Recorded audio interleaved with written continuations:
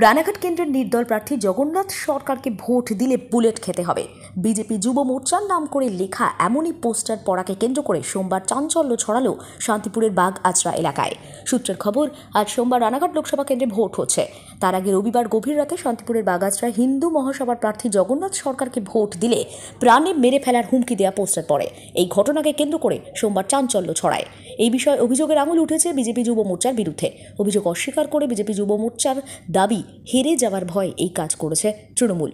রানাঘাট কেন্দ্রে বিজেপির টিকিটে লড়ছেন বিদায়ী সাংসদ জগন্নাথ সরকার, কিন্তু হিন্দু মহাসভার এই প্রার্থী জগন্নাথ সরকার আলাদা ব্যক্তি। দুজনের নামই জগন্নাথ সরকার, তাই বিভ্রান্তি তৈরি হয়েছে। নদিয়া থেকে অর্ণব মজুমদারের রিপোর্ট, স্টিং নিউজ।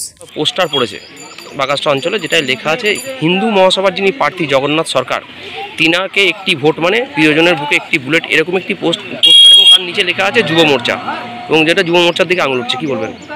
ব্যাপার দেখুন, কিছু না, পশ্চিমবঙ্গের মধ্যে যতগুলো সিট ভারতীয় জনতা পার্টি জিতবে, প্রায় 35টার আশেপাশে, তার মধ্যে সবচাইতে ভালো পজিশন আছে আমাদের জগন্নাথ রানাঘাট কেন্দ্র।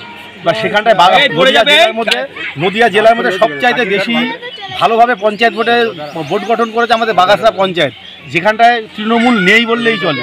একটিমাত্র সিট আছে এবং ভারতীয় জনতা পার্টির শক্ত ভোট চলছে। সেখানটায় দাঁড়িয়ে আমাদের কাউকে কিছু বলার বা কোনো হুমকি দেওয়ার কোনো প্রয়োজন নেই।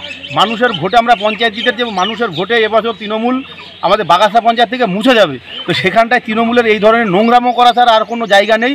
এই নোংরামো একমাত্র তৃণমূলকেই মানায়, এবং তৃণমূল পরিকল্পিতভাবে সমাজের মধ্যে একটা বিশৃঙ্খলা তৈরি করার জন্য এই জিনিসটা করেছে। কিন্তু আমরা মানুষকে যথেষ্টভাবে বুঝিয়েছি এবং মানুষও আমাদের প্রতি যথেষ্ট আস্থা রেখেছে।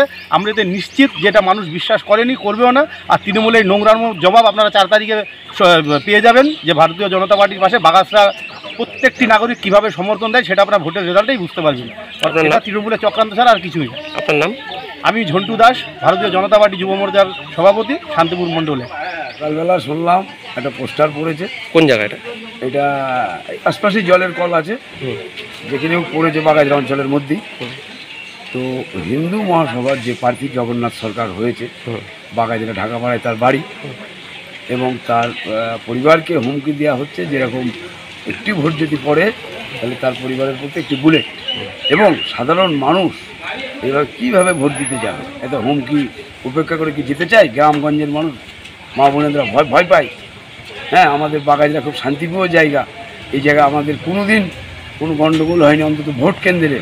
আমাদের বাগাজরা অঞ্চলের কথা আমি বলছি। হ্যাঁ, কে বা কারা করেছে বুঝতে পারছেন? হ্যাঁ, কে বা কারা করেছে এখানে তো লেখা আছে, পরিষ্কার হচ্ছে যে যুব মোর্চা। এটা তো পরিষ্কার হয়ে যায়, এখানে বলার অপেক্ষা রাখে না।